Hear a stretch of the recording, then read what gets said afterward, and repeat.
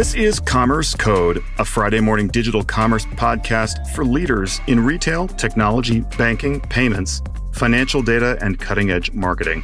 I'm Dan Currell, CEO of the Digital Commerce Alliance. We'll start with this week's news in digital commerce.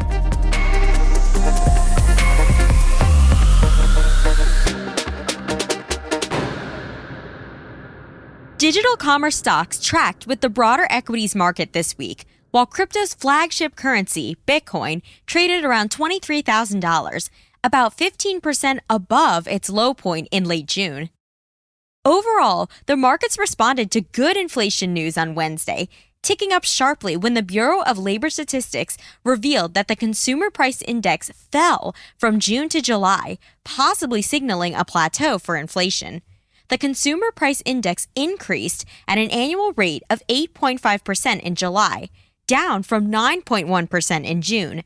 Food and rent got more expensive yet again in July, but we were more than offset by falling energy prices. This means that, overall, prices actually fell slightly for the average American consumer from June to July, and that news immediately put some pep in the stock market on Wednesday morning. Investors were also digesting some surprising economic news about the U.S. job market. The Bureau of Labor Statistics released a jobs report last Friday showing that in July, the American economy created more than twice as many new jobs as economists had predicted.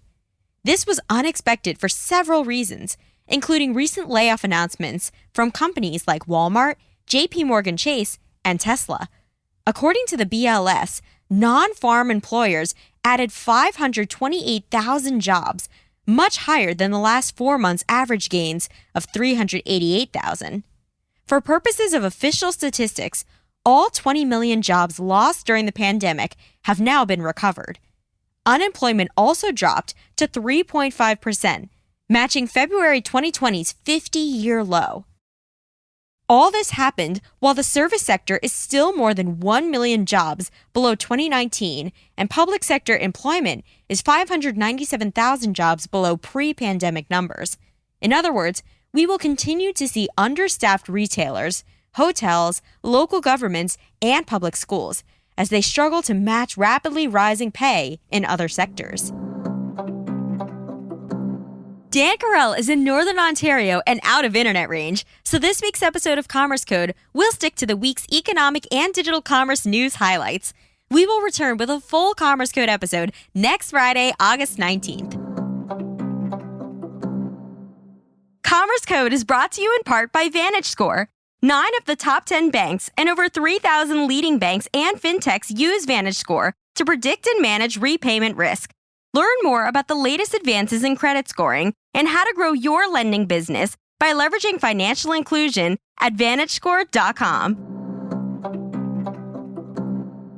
U.S. wages rose 0.5% from June, now 5.2% higher than 12 months ago, yet still 3.3 percentage points lower than inflation, as measured by the Consumer Price Index. The lag in earnings behind continuing inflation was reflected in Payments.com's Consumer Inflation Sentiment Report. In a survey of over 3,700 consumers, 70% said they expected to pare back on spending due to inflation, and 53% said their financial positions have worsened in the past year. Perhaps more worrying, 35% say they expect their financial situation to worsen in the coming year. Supply chains continued to straighten out in July, as measured by the Federal Reserve Bank of New York's Global Supply Chain Pressure Index. The index combines transportation, manufacturing, and purchasing price data to assess how well supply chains are functioning. Supply chain pressure reached an all-time high in December 2021, but by June, the index had fallen by almost half. In July, supply chain pressure continued to ease. Supply chain pressure is still higher than at any time before the pandemic, but a return to normalcy could be on the horizon. While goods were traveling a little easier in July, people made plans to start traveling to Hong Kong again. The government's decision to reduce the number of days travelers must spend in hotel quarantine immediately doubled inbound flight bookings this week, according to data from Trip.com. More broadly, as the pandemic waned, people returned to theme parks with gusto, as evidenced by Disney's latest quarterly results. The Mouse's revenue soared by 26%, thanks in large part to a mass return of families and fans to its theme parks.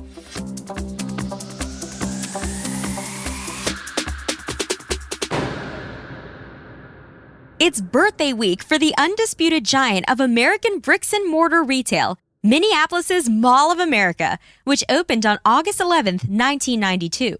Sometimes called the Mega Mall, or MOA, the destination mall boasted a 7-acre indoor theme park with roller coasters and water slides. It was the world's largest mall at the time of its opening, but what happened since changed the face of global retail. The MOA remains almost double the size of any other American mall, at 5.6 million square feet. The second largest is now the American Dream Mall in New Jersey, at 3 million square feet, which opened in 2019, just in time for the pandemic. 20 other indoor malls in the U.S. have over 2 million square feet. The Mall of America has been the biggest in the United States since it was built, but it has not always been the biggest in North America.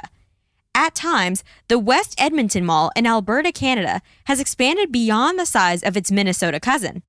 But in successive expansions, the MOA has recovered its North American crown. One crown West Edmonton will probably never relinquish, however, is the record for the biggest parking facility in the world, with 20,000 spaces, compared to a measly 13,000 at the MOA. The West Edmonton Mall and Mall of America are owned by the same company, the 555 Group, which was founded by a family of Iranian immigrants to Canada. 555 began with the West Edmonton Mall and then built the MOA. More on Iran in a moment. From a global perspective, monster malls have become far more common in the last 20 years. Since the West Edmonton Mall and Mall of America were built, a global destination mall building spree has occurred, even as smaller indoor malls have failed in large numbers. The world's largest mall is about 3 times the size of the Mall of America, and it's located in a place many of our listeners might not guess: Iran. The Iran Mall in Tehran was opened in 2018, and with 15.6 million square feet of total space, it is by far the biggest mall in the world, and unlikely to be surpassed anytime soon. A little less than half the size of the Iran Mall, but still quite a bit bigger than the Mall of America, the South China Mall in Dongguan, China, was opened in 2005, but sat largely empty until 2014. 2 other malls in China, 1 in the Philippines and 3 in Thailand, all are slightly bigger than the Mall of America, making the MOA now the 9th biggest in the world.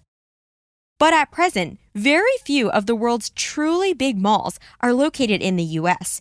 In fact, the next 25 biggest malls in the world after the Mall of America are located in the following countries: Bangladesh, China, Colombia, Indonesia, Iran, Kuwait, Malaysia, Panama, Pakistan, Philippines, South Korea, Taiwan, Thailand, and the United Arab Emirates. By some measures, the second biggest mall in the United States is the 36th biggest in the world, and nearly every one of the world's biggest malls was built well after the Mall of America went up in 1992. It's a global monster mall building spree. With all these massive malls in relatively hot places, Minneapolis and Edmonton may seem like surprising places for huge malls to get their start. For what it's worth, both malls were created by a family of Iranian immigrants. But unrelated to that family of very successful entrepreneurs, the first ever indoor climate-controlled mall was Southdale Center, opened in 1956 in a suburb of Minneapolis. It still operates today, located about 5 miles from the Mall of America. On its 30th birthday, the MOA is far from being over the hill. Talks are underway to add a $430 million connected indoor water park. Now that is sure to make quite a splash. Commerce Code is a weekly podcast of the Digital Commerce Alliance. the premier trade association advancing the future of commerce. Check out our website at digcomall.org. Help us grow Commerce Code by sharing it with your colleagues and old friends from business school, and rate Commerce Code on your podcast app. We'd love your feedback and topic ideas. Just drop Dan Currell an email. You can reach him at dan@digcomall.org. On behalf of DCA, have a great Friday and a great weekend.